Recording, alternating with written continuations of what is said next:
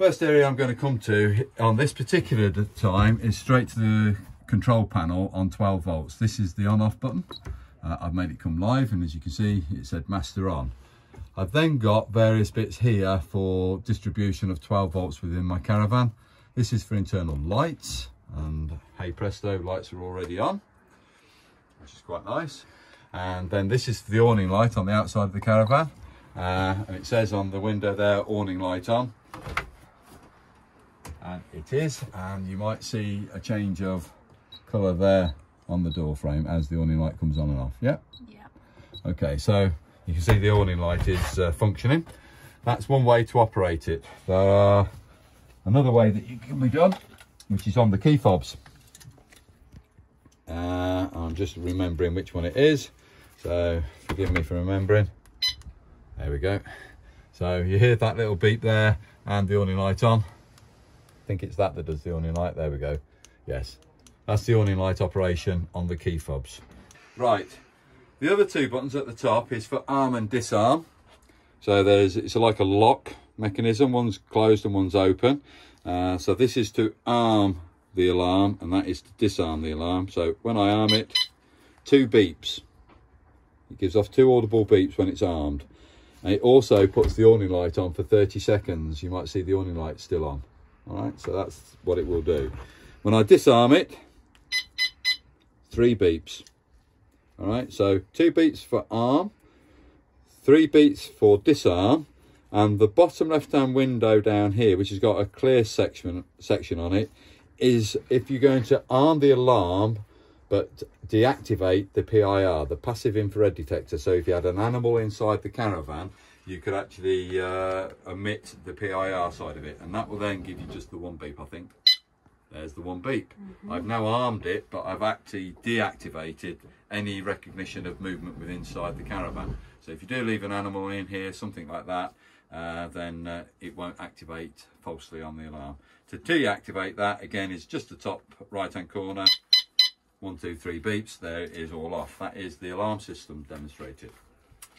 Okay, so I'm going to come through to some of the appliances, and as I say, you're going to have to forgive me because none of this is actually set up. We have put the services on, i.e. we've got the gas supply on, we have got the water connected but not through the system. We have got gas on, but I haven't got all the air out the system yet, and we have got mains electrics on. So I am going to come to those items. Let's do the main side of it first. We're coming down to the consumer unit, which is located on the offside front bed box. Okay, so the panel's split into 2. This is all 12 volts. Those are all 12 volt fuses, and on this front edge it tells you what those fuses are representing and what they actually serve. And immediately above you can also see in the same shot that we have got numbers up there, which are the numbers corresponding to the fuse. So if it's a 5 here, it's a 5 amp fuse. If it's a 10 up there, it's a 10 amp fuse, etc, etc. These are 20s, and we've got 115 available. So most of it is 5, 10, 15, 20, with the exception of this one, which is a 7.5 amp fuse. It's for igniters. It's quite an unusual size, but they're just standard car blade fuses. You can get them at Halfords or at any good caravan accessory shop, Broad Lane being one. That's 12 volts. Above it is a series of MCBs. That's 3 of them. That's those 3 there. And then the right hand one, which has got an addition of this little blue switch here, that is called an RCD, as indicated down there. They're RCDs, these are MCBs. RCD, residual circuit device. It means that if somebody was using mains electrics and it was live and something happens to that supply, it should automatically trip out, which is what it's just done now. I've just tripped the main supply out. You should do this initially when you first couple up to mains electrics on site. You should actually test to make sure that you are going to be safe. And the way they test it is say, press the blue button in, it trips out. If it does that, you've got supply and you are safe. Turn it back on again. The MCBs, they're like fuses, but these just trip out, take off the offending appliance which has caused it to fuse, and reset the trip, and away you go. You should be up and running again.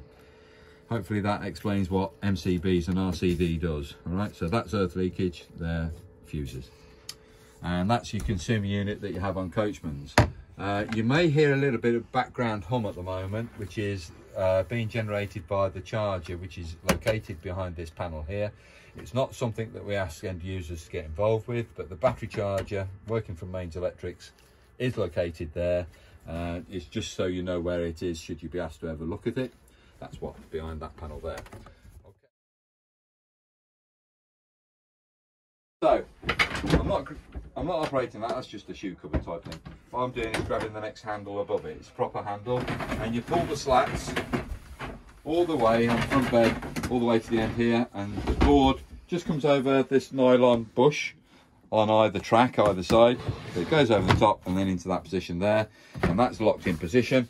It stops the slats from being pushed back. So if you put your body weight here, for instance, that isn't going to move.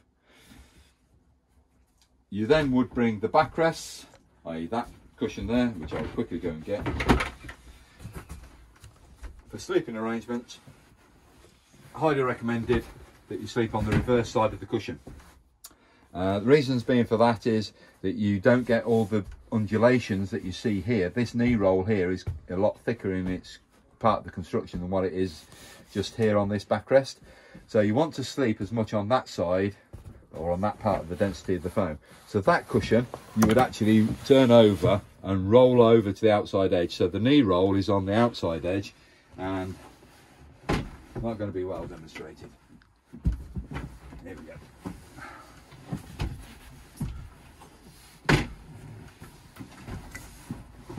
That's it. So you're doing something similar to that. You're now sleeping on the reverse side of the cushions, and you are getting a flatter surface. It's a lot more comfortable on a bed situation when you're using it as a double bed. So that's how the front bed would be. On this particular model, we have got a fixed bed at the back end, so you'll be very pleased to hear I haven't got to demonstrate that one. But you can obviously see that when I take the cushions off, this strut bed frame lifts up all the time. It needs the cushion on it to keep it in a downward position. If that wasn't there, it would always spring back up. That's your slats back, that's your backrest back, your armrest into the corner, and your cushions coming across, scatter cushions, right. Bum, bum, bum, bum, bum, bum. So, happy on that bit. You do have an occasional table which just pulls her forward and then drops back like so against the bulkhead. It does have a slight step in it. I'm afraid we're not able to get it that surface and this surface can actually marry up as one. I do apologise, but that is the way it has to be, because this mechanism that I'm trying to do now, which is pull it forward to retract it back, if they made this so it did actually finish flush, I would never get it to travel back. You can see there's a gap there. That's the gap. Okay, so we are unable to engineer it any other way. That is your occasional table, and that is how it's meant to be. I now want to go through some of the equipment, i.e. the operation of the water system, getting that all filled, the cooking facility, the microwave, the refrigerator. So I'm just going to go through those very quickly now. So I'm going to turn on my tap. My tap symbol's that one there. Press it in. It says pump on the panel. It says pump running. Let's just go past that one for a minute. Right, I'm going to come back now to the tap itself. I'm going to position it, put the faucet over the actual basin. Don't have it like this, because otherwise you end up with water like I did here earlier. And you then bring the tap to its cold position, which is that. Open the tap up. No, sorry, that's the hot position. That's the cold position. I do apologise, got it the wrong way around. That's cold. And get running water through the cold side first. Please don't worry about these little dribbles. I will explain about those in a moment. So that's cold water. Once we've got a supply of cold water, we bring it through into the hot position. And what that should do is now fill up the onboard water tank. I'm on about in the boiler, the hot water tank in the boiler. So it's now pumping water inside the combi boiler, located in the front corner.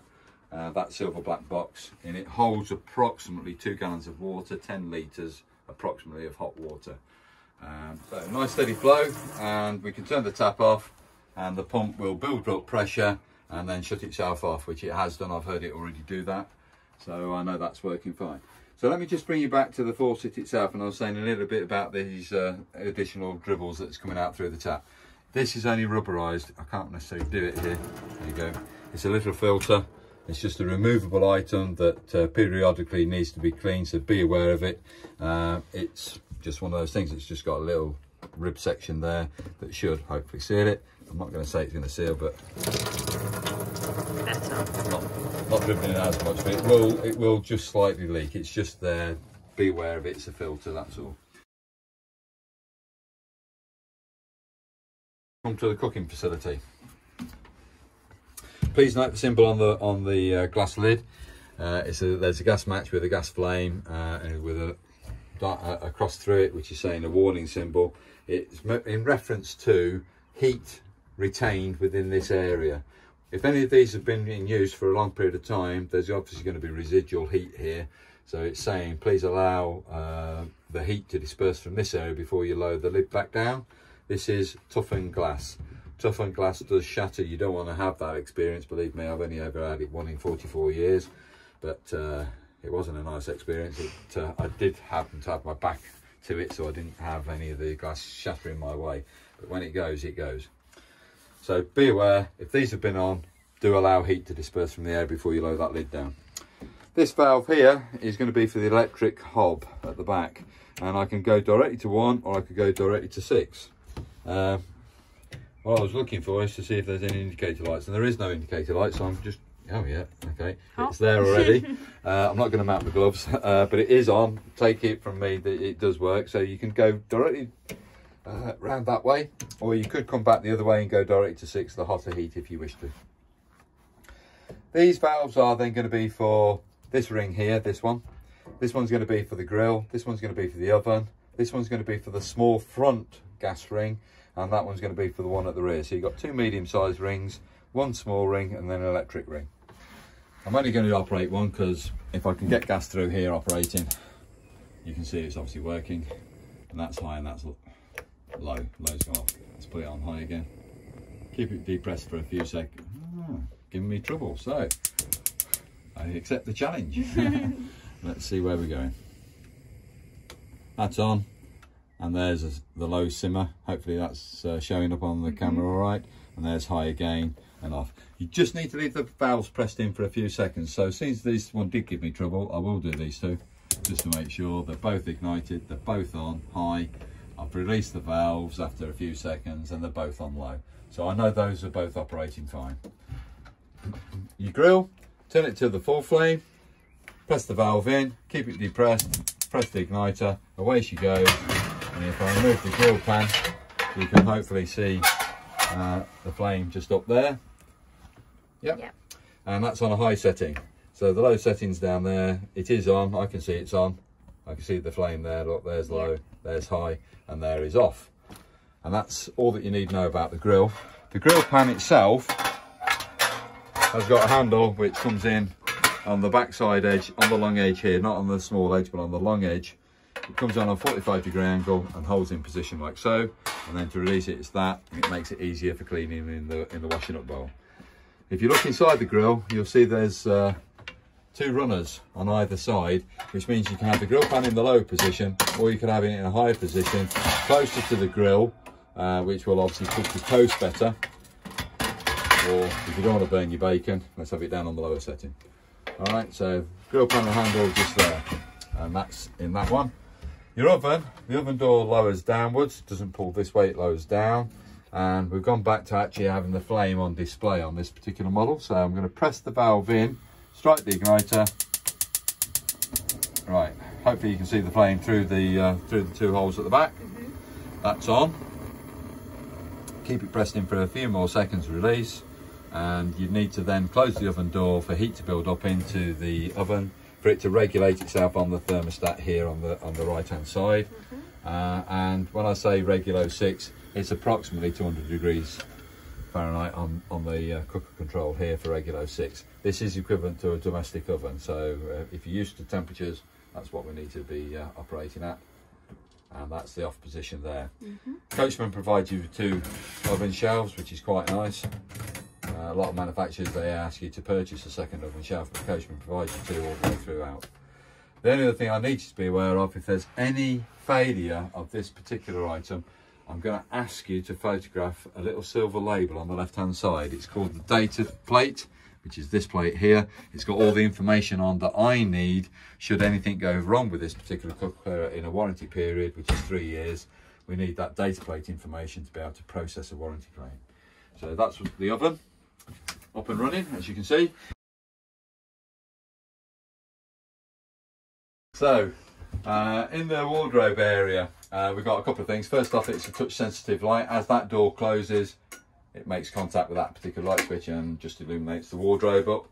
In the wardrobe, you are going to find we have got the Alde Reservoir tank.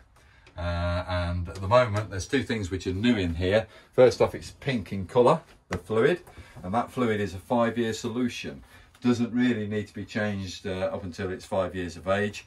But on service work, we'll always test the quality of that antifreeze to make sure that it has still got sufficient, obviously, properties in there to be able to work correctly for you when it's in use. At the moment, it's in a slightly higher position than what it would normally be when it's cold. The normal resting point is just the top of my finger, roughly just the top of the nail would be about there, about a 1/4 inch lower than what it is right now. It's just that we have got the heating system been circulating and it has slightly expanded, but the resting when it's cold wants to be about a 1/4 inch lower than what it is right now. It's got a little turnbuckle, no, not turnbuckle, it's got a cap that you remove on the top and it allows you to pour antifreeze into the reservoir tank. So periodically it does need topping up. Do use the antifreeze, Alde antifreeze if you can. It needs to be G13 compatible product. G13 compatible product means that it's for your aluminium use. You can buy that at Halfords, but I do recommend you go to a caravan store and buy the proper Alde fluid. The Alde fluid will be the same pink solution and it's ready to use. It's already diluted. You just pour the necessary amount into your reservoir. As in use, it does evaporate. So do be aware, it is a product that will actually lower itself in that reservoir tank. So you do need to maintain it from time to time. It's not just on annual servicing that you might need to do that. You just need to make sure that periodically it is topped up.